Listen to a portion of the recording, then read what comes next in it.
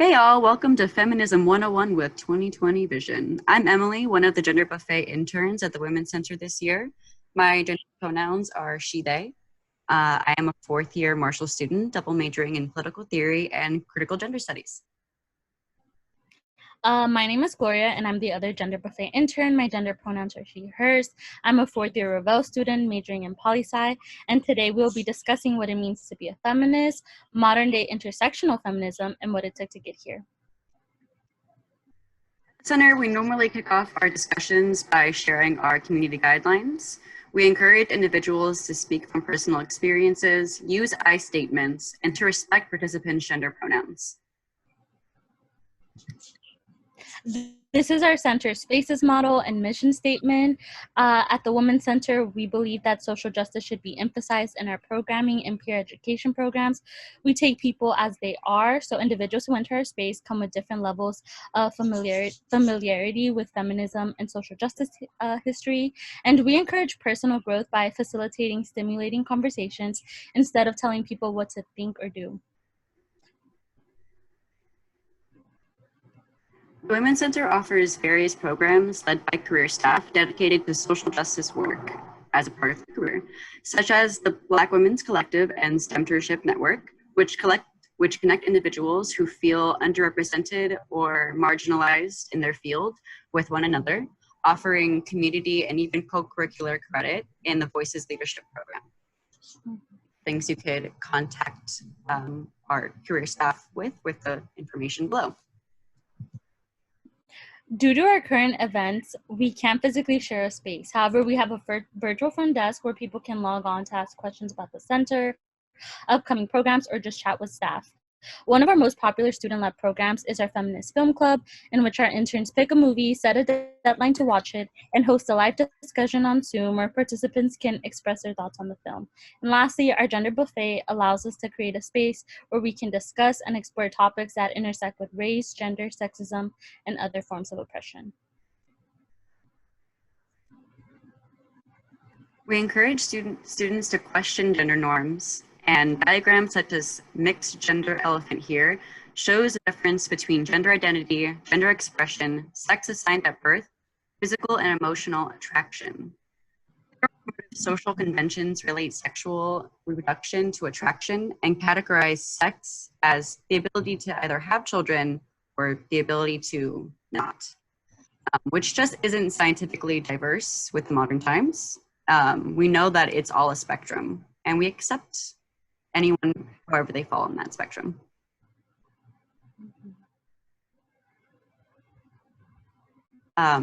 Typically, the gender pronouns that we are common with are common to us, such as she, her, him, he, him, often represent binary genders such as man, woman, and even trans identities as they relate to the binary. A lot don't though. However, there are individuals who are non-binary, such as myself, who prefer to completely reject these pronouns. Some individuals are gender fluid or identify with multiple genders, or are agender and don't have a gender at all. What is a gender, as demonstrated by this meme? It's okay to change and be fluid and to ask for different pronouns depending on how you feel day to day. It's okay, to express your needs to others. Here's some of our feminist vocabulary. Feel free to pause the video if you'd like to read the terms more in depth. Oppression results from the use of institutional power and privilege where one person or group benefits at the expense of another. Oppression is the use of power and effects of domination. Social structures, systems of socioeconomic stratification, social institutions or other patterned relations between large social groups, and gender roles, a set of societal norms dictating the types of behavior which are generally considered acceptable, appropriate, or desirable for people based on how society categorizes them within the gender sex binary. So for example, women are expected to cook, clean, and nurture the children, while men hunt, work, and bring the bacon home.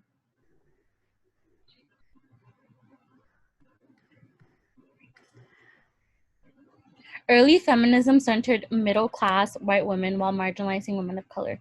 Lesbian women, women with disabilities, working-class women, and other women who didn't fit the standard model for feminism were also excluded. White women were granted the right to vote with the 19th Amendment, while Black women still had to fight for the right to be. Throughout history, marginalized women have had to fight harder for reproductive, marriage, civil, and labor rights.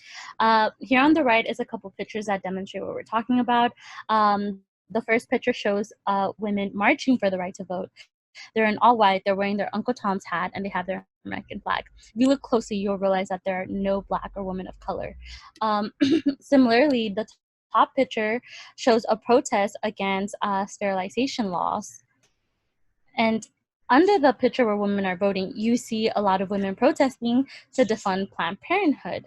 Mainstream feminism is inaccessible to non-white individuals. White and Black feminists both experience oppression at the hands of the patriarchy. However, white women sometimes tend to side with the patriarchy on issues like reproductive rights in order to maintain class and social power over Black, Indigenous people of color. So Black feminism focuses on addressing issues that impact women of all backgrounds.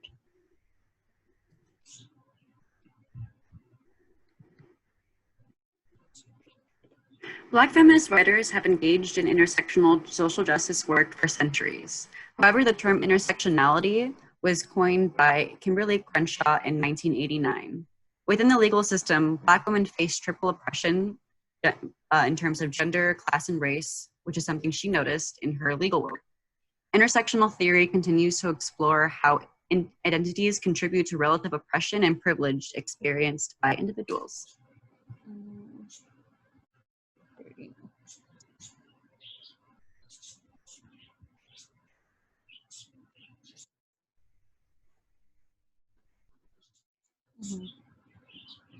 Thank you. So intersectional feminism allows us to address how different aspects of our identity, such as race and income, contribute to different layers to our oppression. So women of color are oppressed by both their gender and race. Things like disability and sexuality and other identities can contribute and increase the oppression women face. So before intersectionality, the standard of feminism was, white, middle class, able-bodied, and heterosexual. This included the needs of trans women, poor women, and many other communities of women. It centered white women while silencing the most vulnerable women. So thankfully, today's feminism allows us to reject these gender norms, heteronormativity, and to center the most marginalized women. An intersectional perspective allows us to acknowledge that in order to understand privilege and oppression, we have to acknowledge the power dynamics in our social structure today. And it also recognizes that to end one's oppression, we have to strive to end all forms of oppression. Racism, sexism, classism, ableism, homophobia, they're all inseparable systems of oppression that work together. Echoing this sentiment, even though bell hooks came prior to the coining of intersectionality, she believed that feminism is a struggle to end sexist oppression. Therefore, it is necessarily a struggle to eradicate the ideology of domination that permeates Western culture, as well as a commitment to reorganizing society so that the self-development of people can take precedence over imperialism, economic expansion, and material desires, which is an infamous quote from her book, Margin to Center. We wanted to highlight Black feminist activism that has shaped the world we know and has shaped even our campus so close to home.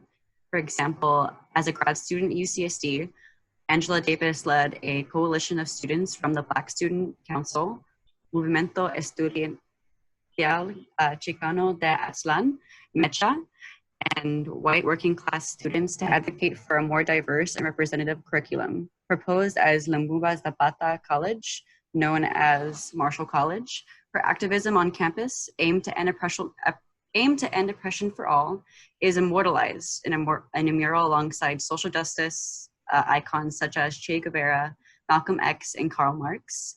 Depicted above is a few photos. Angela Davis being released from prison because of her activism on campus, and her immortalization on the at Che Cafe, which is over by Rebel. Following her legacy, Alicia Garza joined a associated student bodies and called for a higher pay of UCSD's janitors. She helped organize the first Women of Color conference at UCSD. She also advocated for ending police brutality, anti-racism, and violence against trans and gender non-conforming people of color. Lastly, she helped co-found Black Lives Matter in 2013. Waves of feminism. Mm-hmm.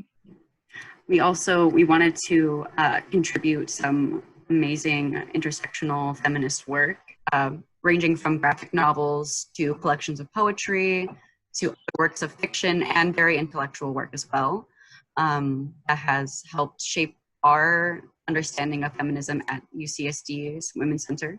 And some things that could inspire you possibly into looking more into intersectionality and what it means to align yourself with Black feminist theory. So thank you so much for your guys' time, your energy, honestly, thank you. Don't forget to tune into our Instagram Live, in which we'll be answering the community's questions and try to hold a conversation on there.